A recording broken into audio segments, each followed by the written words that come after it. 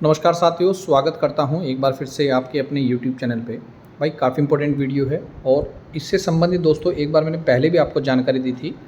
देखिए दोस्तों, पूरी जानकारी क्या है। कोर्ट के आदेश और शासन के निर्देश पर ऐसे श्रमिकों को चिन्हित करने के लिए सभी डिवीजनों को कह दिया गया है कि साथ ही श्रमिकों से उनकी डिटेल भी मांगी गई है। उसी आधार पर सूची तैयार की जाएगी। पात्र को न्यूनतम वेतन की कार्रवाई होगी। न्यूनतम मानदेय जैसे कि मैंने आपको दिखाया था कि यूपी में न्यूनतम मानदेय दोस्तों 18,000 रुपये कर दिया गया है। कितना कर दिया गया? 18,000 रुपये। तो उत्तराखंड में भी दोस्तों देखिए, वन विभाग में वर्षों से काम कर रहे दैनिक श्रमिकों को बड़ी राहत मिलने जा रही है। उनको अब 7वें वेतनमान के अनुसार यानी कि न्यूनतम वेतन 18,000 रुपये प्रति माह मिलेगा। सुप्रीम कोर्ट के आदेश के बाद वन मुख्यालय ने डिवीजन से ऐसे श्रमिकों का दोस्तों ब्यौरा मांगा है। वन विभाग में दोस्तों मैं आपको बता दूं, रेस्ट हाउस हो, रेंज कार्यालय हो, डिवीजन सहित तमाम जगह जितने भी लोग कार्य कर रहे हैं उनको फिलहाल वर्तमान में 8 से 10,000 रुपये वेतन मिलता था।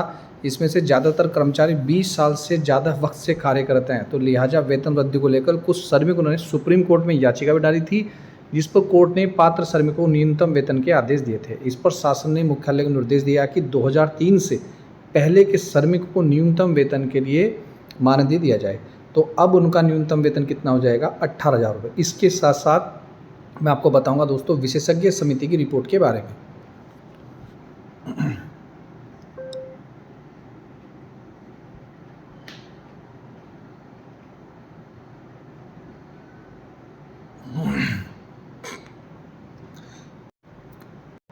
दोस्तों वीडियो को कर दीजिए ज़्यादा ज़्यादा शेयर। यहाँ पर आउटसोर्स कर्मियों को 5 साल का प्रोबेशन पीरियड।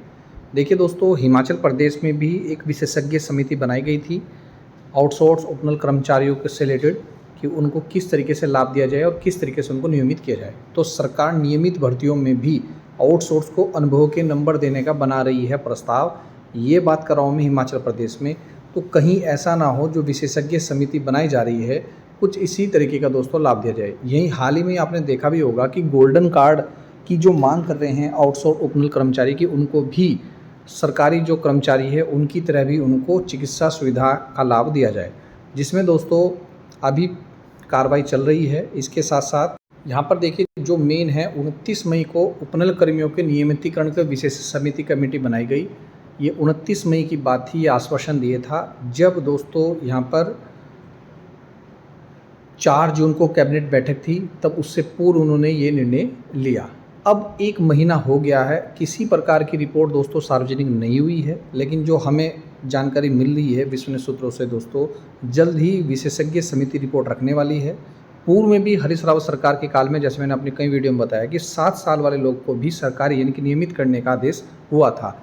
कई कारणों की वजह से वो दोस्तों जो कमेटी की रिपोर्ट थी हाई कोर्ट में उस पर रिट लगी और आज तक वो पेंडिंग पड़ी हुई है। ये देखिए दोस्तों, मैंने एक वीडियो बनाई थी आउटसोर्स कर्मियों को 18,000 न्यूनतम मानदेय देने की तैयारी।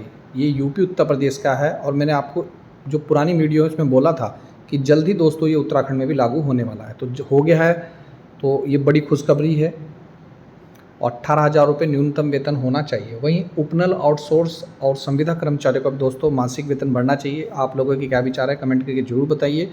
उनका भी दोस्तों कम से कम न्यूनतम वेतन की जो दर है वो होना चाहिए, लेकिन उनकी मांग है दोस्तों कि समान कार्य के लिए समान वेतन दिया जाना चाहिए। तो जैसे हमें जानकारी मिल रही है कि नियमितीकरण की नियमावली अगली कैबिनेट में आ सकती है, संभावनाएं हैं ऐसी। वहीं दोस्तों एक न्यूज़ में आपको दिखा रहा हूँ, 26 जुलाई 2024 से लागू होगी शहीद अनुग्रह अनुदान की राशि। यानी कि जो अनुदान मिलता था शहीद अनुग्रह अनुदान 10 लाख से बढ़ाकर दोस्तों 50 लाख रुपए की व्यवस्था सरकार ने 26 जुलाई 2024 से मान्य होगी कर दी है। तो ये तो बड़ी खुशखबरी है कि दोस्तों वीडियो बनाने का उद्देश्य यही है कि केवल श्रमिकों का वेतन ना बढ़ाया जाए। आप लोगों के यहाँ जिस प्रकार की व्यवस्था है, चाहे वो आउटसोर्स हो, संविदा हो, पीआरडी हो, ठेकेदारी हो, उन लोगों को भी दोस्तों न्यूनतम वेतन लागू किया जाए। यहाँ पर देखिए न्यूनतम वेतन कितना मिलता है उपनल कर्मियों का मानदेय स्क्रीन पर आप देख सकते हैं, जो बहुत ही कम है। आज के समय में इतना मानदेय पर वेतन मिल रहा है जो मतलब बहुत कम है। यहाँ पर दोस्तों उपनल कर्मचारी लगातार मांग कर रहे हैं। उनकी 2 ही मांग है। पहला, उनको जल्द से जल्द नियमित किया जाए और जितना समय लग रहा है नियमितीकरण करने के लिए उसके लिए उनको समान कार्य के लिए समान वेतन दिया जाए। और दूसरा मोस्ट इम्पोर्टेंट है, उनकी मांग है कि उपनल कर्मियों को मिले गोल्डन कार्ड का लाभ। ये देखिए आप, मैं बोल रहा था सभी अस्पतालों में बहाल हो गोल्डन कार्ड की सुविधा। उत्तराखंड विद्युत संविदा कर्मचारी संगठन ने ऊर्जा के 3 निगमों में उपनल स्वयं सहायता समूह के कर्मचारियों को ESI की सुविधा से बाहर होने पर 50 लाख का बीमा और गोल्डन कार्ड लाभ देने की मांग की है। अब ये मांग कहाँ तक जायज़ है, होना चाहिए नहीं होना चाहिए, कमेंट करके जरूर बताएं। और मेरे अकॉर्डिंग तो होना चाहिए, लेकिन कब सरकार ये करेगी। अब बात करते हैं दोस्तों विशेषज्ञ समिति की रिपोर्ट के आधार पर। जैसे कि आप लोगों को सुनने में आ रहा था कि रिक्त पदों के सापेक्ष नियमित होंगे आउटसोर्स कर्मचारी, लेकिन दोस्तों जो हमें जानकारी मिल रही है, रिक्त पदों के सापेक्ष अगर नियमित भर्ती करेंगे तो आउटसोर्स के कर्मचारी दोस्तों रेगुलर कैसे होंगे।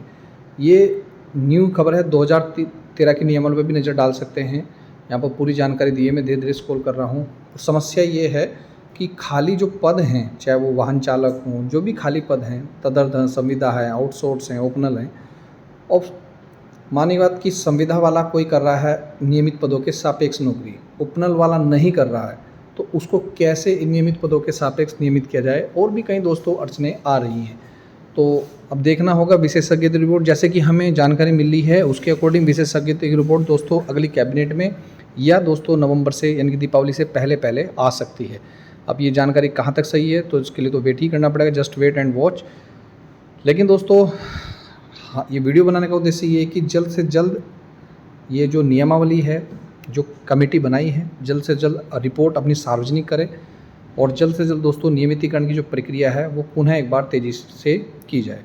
और जिन लोगों को भी आप नियमित कर रहे हैं, चाहे वो 6 साल वाले हों, चाहे 10 साल वाले हों, चाहे 5 साल वाले हों, चरणबद्ध तरीके से नियमित किया जाए। यानी कि अगर 10 साल वाले लोग नियमित हो रहे हैं तो प्रत्येक 10 साल होने पर हर व्यक्ति को जो भी कार्य कर रहे हैं उनको नियमित किया जाए, और जब तक नियमित ना हो तब तक के लिए समान कार्य के लिए समान वेतन दिया जाना चाहिए। आप लोगों की क्या विचार है, क्या आप मेरी बात से सहमत हैं, तो दोस्तों कमेंट करके जरूर बताएं।